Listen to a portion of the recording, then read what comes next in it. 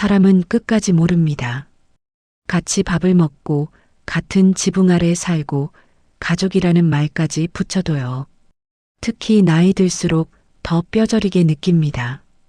말 한마디, 눈빛 하나로 사람을 재단해버렸던 그 순간들이 어느 날 아주 조용한 방식으로 되돌아오기도 하니까요. 그날도 그랬습니다. 제 인생에서 마지막 날이 그렇게 빨리 올 줄은 몰랐고 그 마지막 날에 며느리가 제 앞에서 무너질 줄도 몰랐습니다. 아니, 정확히는 무너져야 했습니다. 지금 이 이야기를 듣고 계신 당신도 혹시 누군가를 겉모습으로 판단해 본 적 있나요? 있다면 오늘 이야기는 끝까지 들어주셔야 합니다. 중간에 한번 마음이 덜컥 내려앉는 순간이 있을 겁니다. 그리고 그 순간 이후 당신의 사람 보는 눈이 조금 달라질지도 모릅니다. 아, 그리고 이런 이야기 좋아하신다면 조용히 구독과 좋아요 한번 눌러주세요.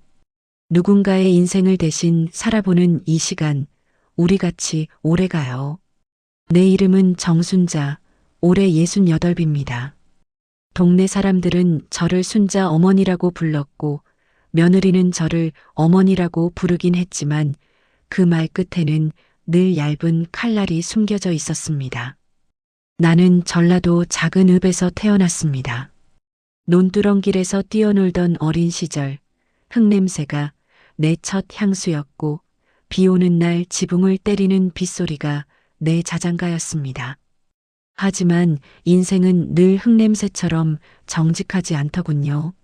20살에 시집와서 남편과 서울로 올라왔고 새벽에 떡집에서 일하고 낮엔 시장에서 장사하고 밤에는 남의 집 청소를 했습니다. 손바닥은 늘 거칠었고 손톱 밑엔 아무리 씻어도 빠지지 않는 검은 때가 박혀 있었습니다. 아들 민수는 내가 그 손으로 키운 아이였습니다. 엄마, 나 대학 보내주면 나중에 효도할게. 그 말만 믿고 저는 허리띠를 더 졸라맸어요. 겨울이면 손이 갈라져 피가 나도 장갑 살 돈이 아까워 비닐장갑을 끼고 일했고 여름이면 땀띠가 올라와도 병원 갈 시간 없이 버텼습니다. 아들은 잘 컸습니다. IT 회사에 들어가고 결혼도 했습니다. 며느리 지연이랑요. 지연은 32, 도시에서 태어나 도시에서만 살다 온 사람 같았습니다. 옷차림이 늘 깔끔했고 머리카락은 윤기가 돌았고 말투는 정돈돼 있었지만 그 정돈된 말투가 오히려 더 차갑게 들릴 때가 많았습니다. 우리가 같이 살게 된 건 아들이 엄마 혼자 두면 불안하다며 제안했기 때문이었습니다. 사실 아들 부부도 신혼집 대출이 부담이었고 저는 혼자 살던 전셋집 계약이 끝나가던 참이었습니다. 그래서 잠깐 같이 살다 서로 자리 잡으면 분가하자. 그렇게 합의했지요. 처음엔 좋았습니다. 새집 냄새, 따뜻한 보일러, 새로 산 전기밥솥 소리, 부엌에서 밥이 끓는 치익하는 소리만 들어도 마음이 든든했어요. 그런데 같이 살면 같이 사는 법이 있고 같이 살면 서로 존중해야 하는데 그걸 가장 먼저 잊은 건 며느리였습니다. 지연은 처음부터 저를 불편한 존재로 취급했습니다. 대놓고 말하진 않았지만 행동이 다 말해줬어요. 제가 아침에 일찍 일어나 국을 끓이면 지연은 부엌에 들어오며 이렇게 말했습니다. 어머니 굳이 이렇게까지 하실 필요 없어요. 요즘은 다 간편식도 잘 나오고요. 말은 예의였지만 눈은 왜 또 부엌을 어지럽히냐고 따지고 있었습니다. 제가 반찬을 담아 식탁에 올리면 지연은 젓가락을 들다가도 한숨을 쉬며 말했습니다. 어머니, 이런 반찬은 민수 오빠가 잘 안 먹어요. 그러면 아들은 당황해서 웃으며 아냐, 먹지. 라고 했지만 그 웃음이 어쩐지 저를 더 초라하게 만들었습니다. 작은 일들도 그랬습니다. 빨래를 널다가 지연이 말했습니다. 어머니, 저기요. 제 속옷은 제가 할게요. 내가 무슨 도둑질이라도 한 사람처럼 손을 떼야 했지요. 어느 날은 마트에서 장을 보고 돌아오는데 지연이 봉투를 힐끗 보더니 말했습니다. 어머니, 요즘엔 유통기한 확인하고 사셔야 해요. 또 괜히 싸다고 사오시면 버리게 되고. 나는 가만히 웃었습니다. 그래, 알았다. 웃으면서도 속으로는 나도 멍청한 사람은 아닌데 하고 되뇌었습니다. 그런데 제 마음을 가장 크게 후벼판 건 지연의 말이 아니라 지연의 표정이었습니다. 사람을 보는 표정, 나보다 아래라고 판단한 사람을 대하는 표정, 마치 내 몸에서 오래된 된장 냄새가 나는 것처럼, 마치 내 옷에 가난이 묻어 있는 것처럼 지연은 저를 아주 조심스럽게 그러나 아주 분명하게 밀어냈습니다. 그 와중에 아들 민수는 늘 중간에 껴서 애매하게 웃기만 했어요. 지연아, 엄마가 도와주려고 하는 거잖아. 어머니도 불편하시잖아요. 요즘 어르신들도 자기 생활 있으신데. 둘은 그렇게 말로만 배려를 주고받았지만 그 배려 안엔 제가 없었습니다. 그러다 그 일이 터졌습니다. 정말 별것 아닌 일로 시작된, 그러나 결코 별것 아니지 않았던 일. 그날은 비가 부슬부슬 내렸습니다. 창문에 빗방울이 톡, 톡 부딪히는 소리가 유난히 쓸쓸하게 들리던 저녁이었어요. 지연이 퇴근하고 들어오자마자 현관에 던지듯 가방을 내려놓더니 말했습니다. 어머니, 집에 계셨죠? 응, 있었지. 그럼 저제 택배 못 보셨어요? 택배? 나는 고개를 갸웃했습니다. 글쎄 오늘 모은 건 없던데. 그 순간 지연의 얼굴이 딱 굳었습니다. 어머니, 분명히 오늘 온다고 알림 떴거든요. 난 진짜 못 봤는데. 어머니, 지연이 목소리를 낮추며 말했습니다. 요즘 집에 어머니만 계시잖아요. 그 말이 무슨 뜻인지 나는 바로 알아들었습니다. 그런데도 믿고 싶지 않았어요. 내가 며느리 택배를 훔쳤다? 아니면 숨겼다? 지연아, 무슨 말을. 그 택배, 제가 회사에서 급하게 필요한 서류가 들어 있었어요. 진짜 중요한 거였거든요. 나 진짜 몰라. 내가 왜 그걸. 그때 지연이 부엌으로 들어가 서랍을 열고 방을 들쑤시기 시작했습니다. 서랍이 쾅 닫히고 옷장이 드르륵 열리고 플라스틱 수납함이 바닥에 끌리는 소리가 집안을 긁어댔습니다. 나는 마루에 선 채로 손이 덜덜 떨렸습니다. 지연아, 그러지 마라. 그러자 지연이 돌아보며 아주 낮은 목소리로 말했습니다. 어머니, 솔직히 요즘 좀 이상하셨잖아요. 지난번에도 제 화장품 어디 갔는지 모르겠다고 하셨고, 냉장고, 반찬도 자꾸 위치가 바뀌고. 그 말에 내 얼굴이 화끈 달아올랐습니다. 반찬 위치가 바뀐 건 내가 정리해 준 거고, 화장품은 지연이 자기 방에서 못 찾아놓고 나한테 혹시라고 물어본 거였지요. 아들 민수가 퇴근에 들어왔습니다. 상황을 보더니 당황했습니다. 뭐야, 무슨 일이야? 지연이 눈물을 훔치며 말했습니다. 오빠 택배가 없어졌어. 중요한 서류였는데 어머니가 못 봤다는데 이상하잖아. 민수는 나를 보며 어색하게 웃었습니다. 엄마, 혹시 택배 왔던 거 본 거 없어? 그 말이 내 마음을 가장 크게 무너뜨렸습니다. 아들이 내 편이 아니라 혹시를 묻고 있었습니다. 민수야. 내 목소리가 갈라졌습니다. 너 지금 엄마 의심하냐? 민수가 눈을 피했습니다. 아니, 그런 뜻이 아니라 그냥 확인. 지연은 그 틈을 놓치지 않았습니다. 어머니, 저도 이런 말하고 싶지 않은데요. 요즘 뉴스에도 어르신들 기억이 좀 흐려지면 본인이 한 것도 모르고. 그 말을 듣는 순간 내 귀에서 웅 하고 소리가 났습니다. 치매? 지금 나를 치매 취급하는 겁니까? 나는 그날 처음으로 며느리에게 화를 냈습니다. 너 지금 내가 늙어서 정신 나갔다고 말하는 거냐? 지연은 눈썹을 올리며 말했습니다.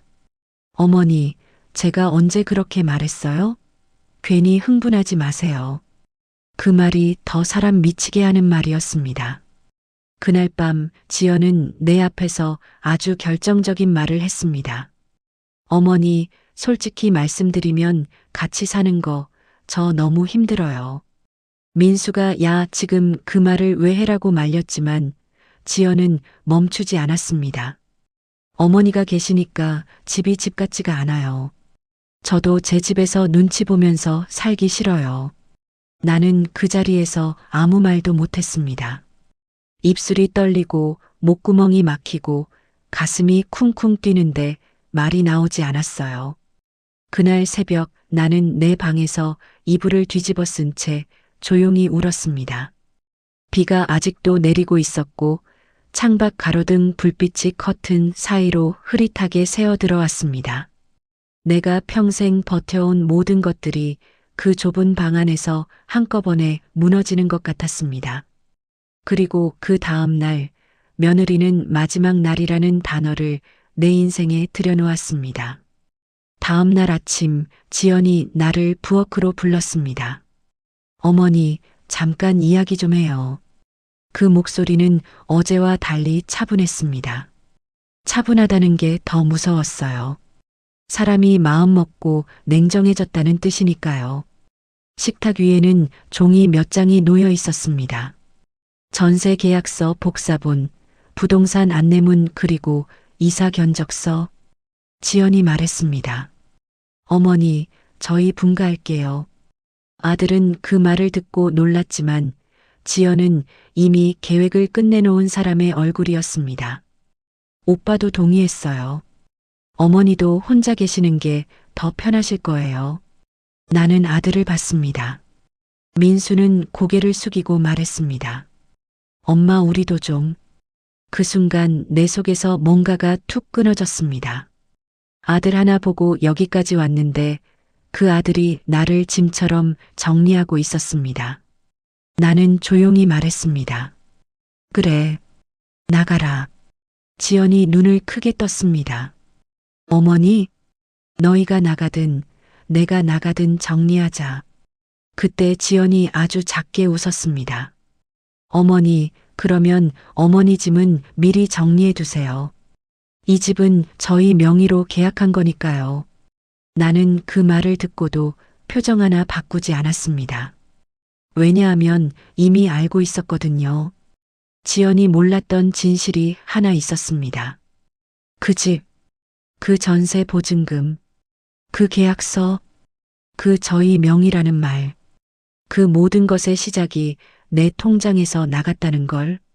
사실 아들이 결혼할 때 저는 오래 모아둔 돈을 꺼냈습니다. 남편이 돌아가시고 남긴 보험금, 시장에서 장사하며 모은 돈, 그리고 내 이름으로 들어온 작은 땅을 팔아 만든 돈. 그 돈을 아들에게 주면서 이렇게 말했습니다. 민수야, 엄마가 너희 집 해줄 테니까. 대신 엄마는 나중에 조용히 살게. 아들은 그때 울면서 내 손을 잡고 말했어요. 엄마, 진짜 고마워. 나 진짜 잘할게. 그리고 지연은 그 돈의 출처를 알고 싶어 하지 않았습니다. 그저 우리 부모님이 조금 보태주셨어요. 정도로 말하며 체면을 세웠고 나를 잠깐 같이 사는 시어머니 정도로만 생각했지요. 그런데 더 중요한 건 따로 있었습니다. 내가 그 집 보증금을 주면서 단 하나의 조건을 걸어두었거든요. 그 조건은 아들 부부가 전세 계약을 했던 그날 내가 혼자 법무사 사무실에 들러서 따로 서류를 만들면서 완성됐습니다.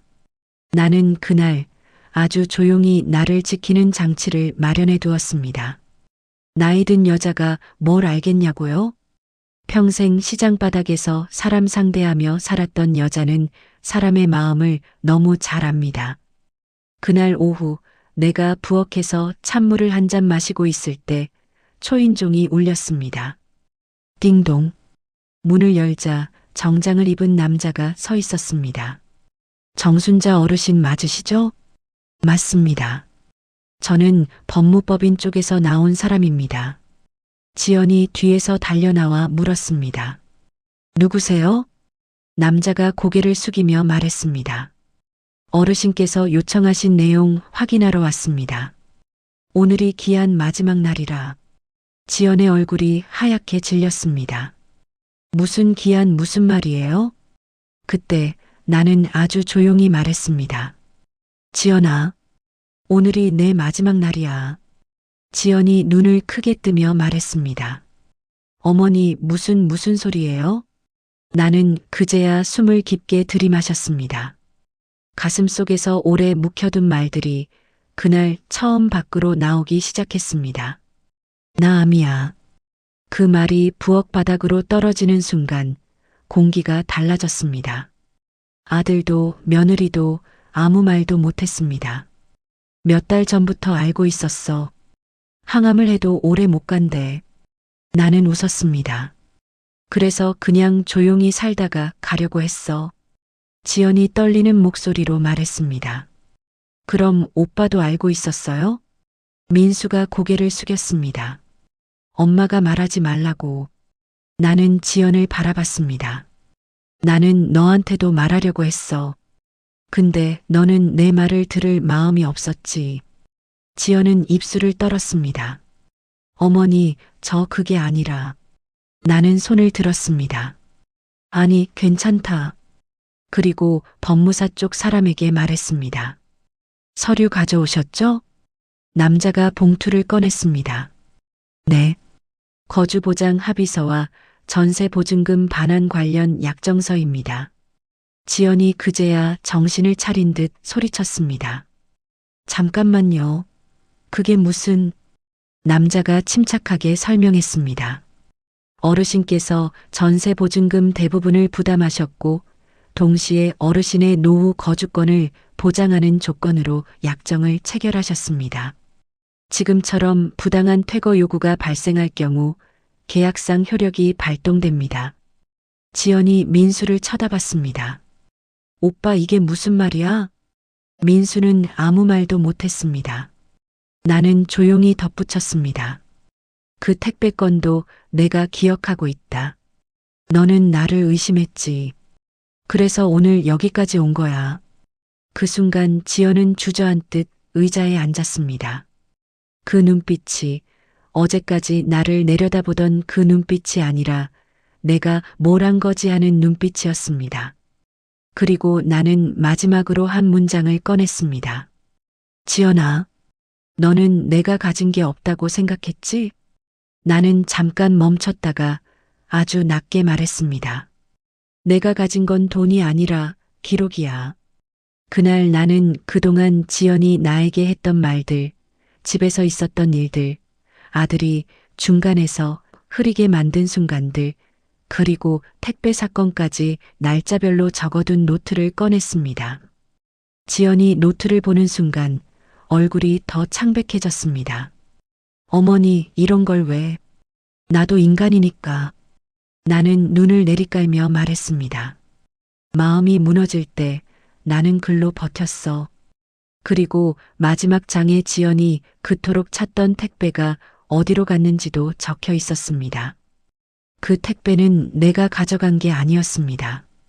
그날 아침 지연이 급하게 나가며 현관 앞에 쌓여 있던 택배들을 자기 차 트렁크에 무심코 싣고 갔고 회사 주차장에 대고 나서야 본인이 다른 택배와 섞인 걸 몰랐던 겁니다. 하지만 지연은 그걸 인정하기 전에 나를 먼저 의심했고 나를 먼저 늙은 사람 취급했고 나를 먼저 내쫓으려 했습니다. 남자가 조용히 말했습니다. 추가로 어르신께서 남겨두신 유언장 공증도 있습니다. 가족분들께 전달드릴 내용이. 지연의 숨이 턱 막히는 소리가 들렸습니다. 그날 이후 집안은 하루아침에 뒤집혔습니다. 말 그대로 세상이 뒤집힌 것처럼요. 지연은 처음엔 울었습니다. 어머니, 제가 잘못했어요. 제가 너무... 그런데 울음 속에도 이상하게 계산이 섞여 있었습니다. 내가 어떻게 해야 이 상황을 피해갈 수 있을까 하는 눈치요. 나는 그 눈치를 모른 척 했습니다.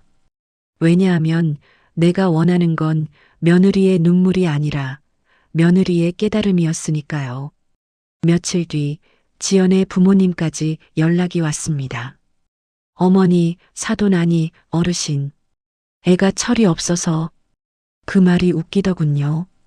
철이 없어서 사람을 치매 취급합니까? 철이 없어서 시어머니를 내쫓으려고 합니까?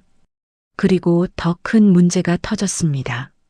지연이 회사에 제출해야 할 서류를 분실했다고 보고했다가 관리 소홀로 징계 이야기가 나왔던 겁니다. 그 서류가 택배 사건과 연결되면서요. 지연은 회사에서도 집에서도 동시에 무너졌습니다. 사람이 한쪽에서만 무너지면 버틸 여지가 있는데 양쪽에서 동시에 무너지면 그제야 진짜 자기 모습을 보게 되더군요. 어느 날 밤 지연이 내 방문을 조심히 두드렸습니다. 어머니, 잠깐 들어가도 돼요? 그 말투가 처음으로 사람답게 들렸습니다. 지연은 내 앞에 앉아 한참을 울었습니다. 그리고 이런 말을 했습니다. 어머니, 저는 어머니가 그냥 가난한 시골분인 줄 알았어요. 죄송해요. 제가 어머니를 너무... 나는 그 말을 듣고 오히려 씁쓸하게 웃었습니다. 그래, 너는 나를 가난하다고 무시했지. 지연이 고개를 떨궜습니다. 근데 그게 문제는 아니야. 나는 지연의 눈을 똑바로 보며 말했습니다. 너는 가난이 문제가 아니라 사람 자체를 문제로 봤어. 그 말에 지연의 눈에서 힘이 빠졌습니다. 그날 지연은 처음으로 나에게 사과했습니다. 어머니, 제가 사람을 겉으로만 봤어요. 하지만 사과만으로 끝나진 않았습니다. 지연에게는 반드시 갚아야 할 것이 있었거든요. 그건 돈이 아니라 관계였습니다. 그리고 존엄이었습니다. 나는 지연에게 말했습니다. 지연아, 내가 나한테 했던 말들, 너 스스로 한번 다시 들어봐. 너는 나를 내쫓으려고 했어. 그런데 내가 정말 갈데 없는 사람이었으면 너는 그날 사람 하나를 길에 버리는 거였어. 지연의 어깨가 크게 떨렸습니다. 저 그때 미쳤던 것 같아요. 아니, 내가 조용히 말했습니다. 그게 너야. 다만 너도 살다 보면 너 자신이 어떤 사람인지 들키는 날이 와. 그날 이후 지연은 변했습니다. 확 달라졌다기보다 겉으로 얌전해졌다고 해야 할까요? 사람은 쉽게 바뀌지 않습니다. 하지만 무너진 사람은 그래도 예전처럼 뻔뻔하긴 어렵습니다. 그리고 민수는 그제야 내 앞에서 울었습니다. 엄마 미안해. 나 중간에서 잘 못했어. 나는 그 말을 듣고도 바로 용서하지 않았습니다. 왜냐하면 아들한테 가장 무서운 벌은 소리치고 화내는 게 아니라 조용히 거리를 두는 거니까요. 민수는 한동안 내 방 앞에서 머뭇거렸습니다. 밥 먹으러 나오면 눈치를 보고 내가 기침하면 물을 가져다 주고 내가 약을 챙기면 조용히 뚜껑을 열어주고 그제야 아들은 엄마가 사람이라는 걸 다시 보기 시작했습니다. 나는 병원에 다녔습니다. 항암 치료는 생각보다 길고 생각보다 외롭습니다. 병원 복도엔 소독약 냄새가 늘 떠돌았고 새벽이면 환자들의 기침 소리가 마치 합창처럼 이어졌습니다. 창밖은 어두웠고 유리창에 내 얼굴이 비치면 내가 아닌 것 같았습니다. 그런데 어느 날 지연이 병실에 들어왔습니다. 손에는 죽과 귤이 들려 있었습니다. 어머니, 오늘은 제가 왔어요. 그 말을 들었을 때 내 마음이 이상하게 울컥했습니다. 나는 지연이 착해졌다고 믿고 싶었던 게 아닙니다. 다만 사람에게도 관계에게도 두 번째 기회가 필요하다는 걸 나는 너무 늦게 배웠거든요. 지연은 병실에서 내 손을 잡고 말했습니다. 어머니, 저 사실 회사에서도 문제 생겼어요. 제가 제 잘못으로 그동안 너무 나는 지연을 보며 말했습니다. 그럼 이제부터 잘 살아. 지연이 울먹였습니다. 저 잘 살 수 있을까요? 그 질문이 나는 진짜였다고 느꼈습니다. 그 질문을 할 수 있는 사람은 이미 한 번은 부서진 사람이거든요. 나는 지연에게 작은 일을 하나 맡겼습니다. 지연아, 내가 예전에 적어둔 노트 거기서 내 인생 얘기 좀 정리해줘. 왜요? 내가 죽으면 누가 내 얘기를 기억해 주냐? 지연은 그날부터 내 노트를 읽기 시작했습니다.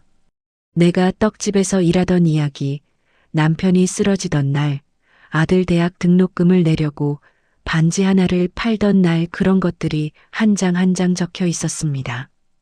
며느리는 그 노트를 읽다가 어느 날 울면서 말했습니다. 어머니, 저는 어머니가 그냥 힘든 분인 줄만 알았는데 어머니는 진짜 살아낸 사람이었네요. 그 말은 듣는 순간 내 가슴 깊은 데서 무언가 풀리는 느낌이 들었습니다. 나는 평생 살아낸 사람이라는 말 한마디를 듣고 싶었던 건지도 모르겠습니다. 그리고 민수도 변했습니다. 이상하게요. 엄마가 죽을 수도 있다는 걸 알게 되자 그제야 아들은 엄마의 삶을 보기 시작했습니다. 민수는 어느 날 내게 말했습니다. 엄마, 우리 엄마 이름으로 작은 재단 같은 거 만들자. 엄마가 평생 모은 이야기랑 어려운 어르신들 돕는 거 그렇게. 나는 웃었습니다. 야, 너 드라마 찍냐? 아니, 엄마가 그냥 사라지는 게 싫어. 그 말에 나는 처음으로 아들을 안아줬습니다. 늦었지만 그래도 늦지 않은 순간이었습니다. 지연도 회사에서 징계를 받긴 했지만 그 이후로 태도가 달라졌습니다. 누가 실수를 하면 먼저 손을 내밀었고 누가 약한 위치에 있으면 말 한마디를 조심했습니다. 그게 내가 지연에게 주고 싶었던 두 번째 기회였습니다. 사람이 벌만 받고 끝나면 또 다른 방식으로 누군가를 괴롭힐 뿐입니다. 하지만 벌을 받고도 배우는 사람이 되면 그 사람은 누군가의 상처를 줄일 수 있거든요. 내 몸은 점점 약해졌지만 내 마음은 이상하게 편해졌습니다. 나는 지연을 완전히 용서한 건 아니었습니다. 다만 지연이 사람을 사람으로 보는 법을 배우기 시작했다는 것만으로 내 마지막이 조금 덜 억울해졌습니다. 마지막 날 나는 집으로 돌아왔습니다. 겨울바람이 차가웠고 현관문을 열자 익숙한 집 냄새가 났습니다. 부엌에서 끓는 미역국 냄새. 누가 끓였는지 알겠더군요. 지연이 앞치마를 두르고 서 있었습니다. 어머니, 미역국 드실래요?